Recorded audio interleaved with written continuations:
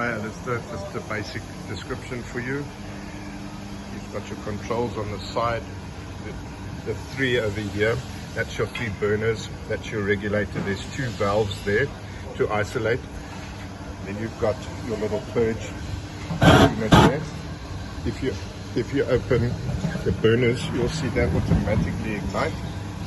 You have got control on them, where you can control the amount of flame you want. So there is control there. You've got control here.